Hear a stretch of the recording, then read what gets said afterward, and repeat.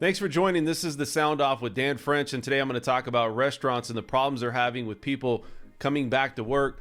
You see restaurants really struggling to keep their doors open, but yet you're starting to see a lot of them close, especially here in Las Vegas. Let's get right into this video.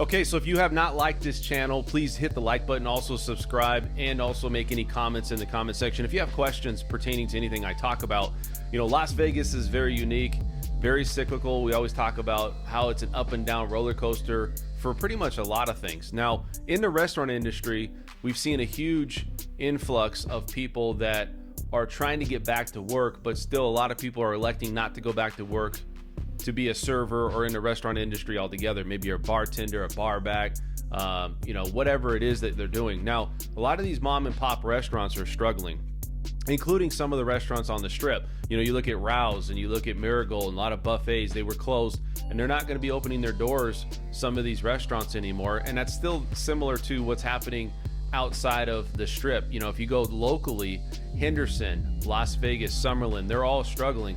We've seen restaurants like Vegination close, Nagi Thai, which has been around for 11 years, close. We've had an Italian restaurant close, and a lot of it, this Italian restaurant I'm talking about is up in Henderson.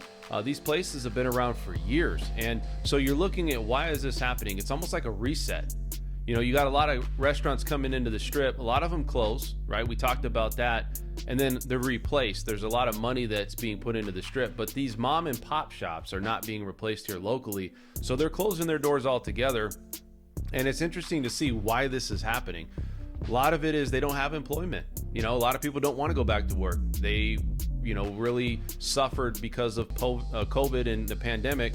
And because of that, we've not seen that they want to go back. That's not an enticing position to be in, being a bartender or being somebody that's a food runner or a food server. I was in the food industry for a long time and I never had this issue. You go back to when I take that back. When you go back to 2001 when we had 9/11, it was pretty terrible. Now we recovered, I feel, a lot quicker after 9/11, say the pandemic.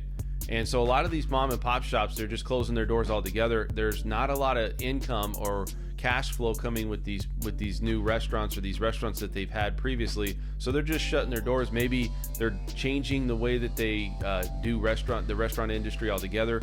Maybe they're just gonna step aside and not do anything with food or beverage whatsoever. But it's interesting to see that a lot of these restaurants, these mom and pop restaurants, are suffering.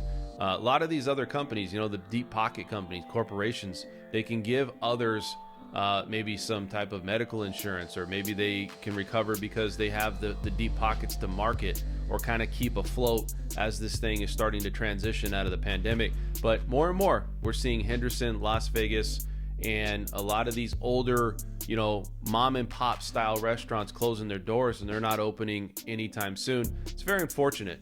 Vegas has some history with that. There's been a lot of people that moved to Las Vegas, Henderson, Summerlin to start a business because it's thriving.